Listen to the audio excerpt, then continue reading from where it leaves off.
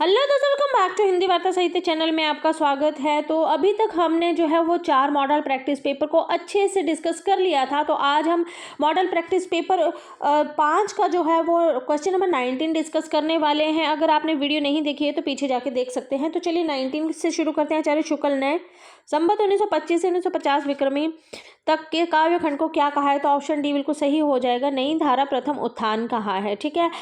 पुनः जागरण काल की बात करें तो ये डॉक्टर नागेंद्र ने नाम दिया है। भारतेंदु हरिश्चंद्र का जन्म वर्ष क्या है? तो ऑप्शन ए 1850 बिल्कुल सही हो जाएगा। आगे चलते हैं। कविता के लिए खड़ी बोली के पक्ष में आंदोलन की शुरुआत किसने की थी? तो ऑप्शन आपका सी बिल्कुल सही हो जाएगा, अयोध्या प्रसाद खत्री। ठीक है। भारतेंदु का खड़ी बोली में रचित कविताओं का संग्रह किस नाम से प्रसिद्ध है? तो भारतेंदु का फूलों का गुच्छा इस नाम से प्रसिद्ध है, ये फूलों का गुच्छा। ठीक है। ऑप्शन ए बिल्कुल सही हो जाएगा। क्वेश्चन नंबर है हमारे पास आगे, क्वेश्चन नंबर 23 है हमारे पास, इतिवृत्तात्मकता किस काव्य युग की विशेषता रही है? तो इतिवृत्तात्मकता ये द्विवेदी युग की प्रमुख विशेषता रही है। छायावाद की बात करें तो ध्वन्यात्मकता, लाक्षणिकता, सौंदर्य, प्रकृति चित्रण है ना, ये छायावाद की विशेषता है। भारतेंदु की बात करें तो भारतेंदु में प्राचीन और नवीन का समन्वय जो है ये भारतेंदु युग को कहा जाता है। क्वेश्चन नंबर 24 है, करते तुलसीदास भी कैसे मानस नाद महावीर का यदि उन्हें मिलता नहीं प्रसाद, इस पंक्ति के रचनाकार कौन है? तो ऑप्शन डी बिल्कुल सही हो जाएगा, मैथिली शरण गुप्त। बहुत बार पेपर में पूछी गई है। आगे चलते हैं क्वेश्चन नंबर 25 की तरफ। चिरगांव किस कवि का जन्म स्थान है? तो ऑप्शन ए आपका बिल्कुल सही हो जाएगा, मैथिली शरण गुप्त। मैथिली शरण गुप्त की थोड़ी सी बात कर लें कि मैथिली शरण गुप्त की जो प्रथम कविता आती है वो हेमंत आती है। अभी तक मैथिली शरण गुप्त ने 19 प्रबंध काव्य जो है वो मुख्य रूप से लिख दिए हैं। ठीक है। और रंग में भंग जो है इनका प्रथम काव्य संग्रह आता है। उसके बाद जयद्रथ वध जो है ये इनका एक खंड काव्य आता है। किसान, बिकट भट्ट, गुरुकुल, भारत भारती। भारत भारती इनका मोस्ट इंपॉर्टेंट है, जिस पर महात्मा गांधी ने राष्ट्र कवि की उपाधि भी दी थी। ठीक है। उसके बाद आगे बात करें इनकी तो बेतालिका आता है, यशोधरा, विष्णुप्रिया है ना, मोस्ट इंपॉर्टेंट है। साकेत आता है। साकेत हिंदी साहित्य में रामचरितमानस के बाद राम काव्य का दूसरा स्तंभ मैथिली शरण गुप्त द्वारा साकेत को कहा जाता है। ठीक है। और साकेत की अगर बात करें तो ये मुख्य रूप से जो है ये पाली भाषा का शब्द है साकेत, जिसका अर्थ होता है अयोध्या, है ना। शुक्ल जी ने इन्हें सामंजस्यवादी कवि कहा है। मैथिली शरण गुप्त के जो है वो रसिकेंद्र, मधुप और दद्दा नाम से भी इनको जाना जाता है। रसिकेंद्र से इन्होंने ब्रज में रचनाएं लिखी थी, जबकि मधुप से इन्होंने बांग्ला की रचनाओं को लिखा था, है ना। हरिगीतिका छंद का बादशाह भी आपके माखनलाल चतुर्वेदी को कहा जाता है।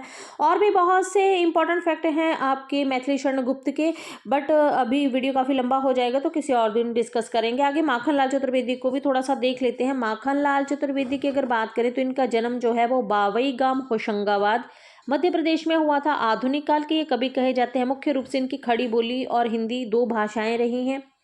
एक भारतीय आत्मा के उपनाम से ये प्रसिद्ध हैं आपके माखनलाल चतुर्वेदी। प्रथम साहित्य अकादमी पुरस्कार विजेता हैं ये। 1955 में इनको हिम तरंगनी पर जो है वो प्रथम साहित्य अकादमी पुरस्कार दिया गया था। एक इनकी हिम किरीटनी आती है जिस पर इनको देव पुरस्कार दिया गया था 1943 में। इनकी गद्य काव्य में अमर कीर्ति है, साहित्य देवता। इन्होंने 2 ही पत्रिकाओं का संपादन किया था, प्रभा और करमवीर। प्रभा मासिक पत्रिका थी जिसका इन्होंने संपादन किया था, करमवीर साप्ताहिक पत्र था। ठीक है। आगे चलते हैं क्वेश्चन नंबर सी की तरफ। ऑप्शन सी जो है हमारे पास, तो ऑप्शन सी है सुभद्रा कुमारी चौहान का। सुभद्रा कुमारी चौहान का जो जन्म है ये निहालपुर में हुआ था, जिला इलाहाबाद में। सुभद्रा कुमारी के वैसे तो बोले जाता है कि 5 बच्चे हैं, जिसमें से सुधा चौहान जो हैं वो भी एक कवित्री ही रही हैं। बिखरे मोती, उन्मादनी, सीधे साधे चित्र, ये भी आपके सुभद्रा कुमारी चौहान का ही है। ठीक है। आगे चलते हैं। सुमित्रा नंदन पंत की भी थोड़ी सी बात कर लेते हैं। सुमित्रा नंदन पंत का जो जन्म हुआ था वो ग्राम कौसौनी अल्मोड़ा में हुआ था। ये छायावादी कवि हैं, मतलब छायावाद के प्रमुख 4 ही स्तंभ हैं आपके, प्रसाद पंत, निराला और महादेवी वर्मा, जिनमें से पंत प्रमुख रूप से रहते हैं। प्रकृति का चितेरा कवि भी इनको कहा जाता है। प्रथम ज्ञानपीठ पुरस्कार विजेता है ये। 1968 में इनको चितंबरा पर ज्ञानपीठ पुरस्कार दिया गया था, जबकि इनको कला और बूढ़ा चांद पर जो है इनको साहित्य अकादमी पुरस्कार दिया गया था।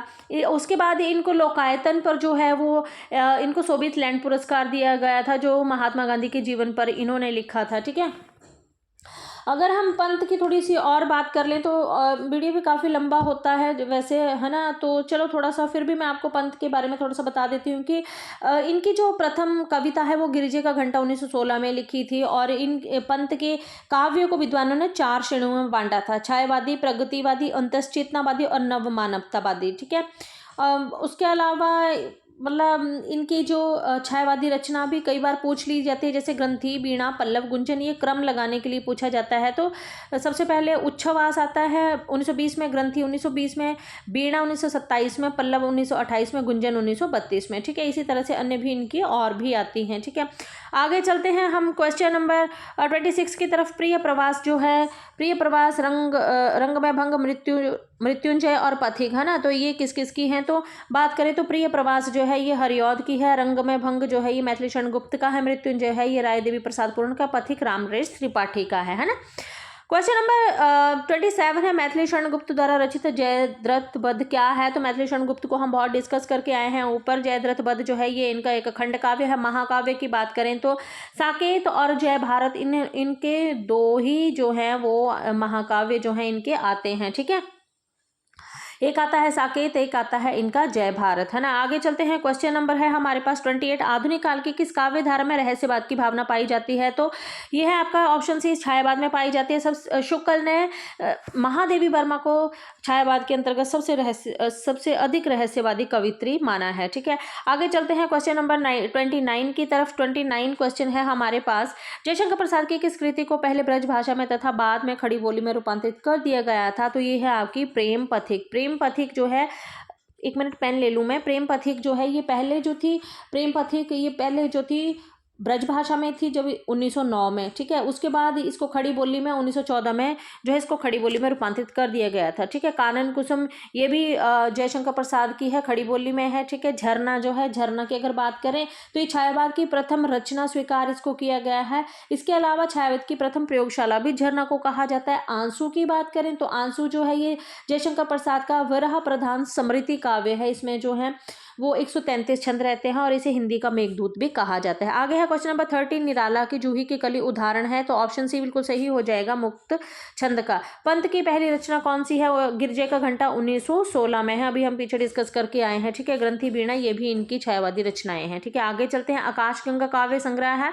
तो ऑप्शन डी बिल्कुल सही हो जाएगा आपका, रामकुमार वर्मा, है ना।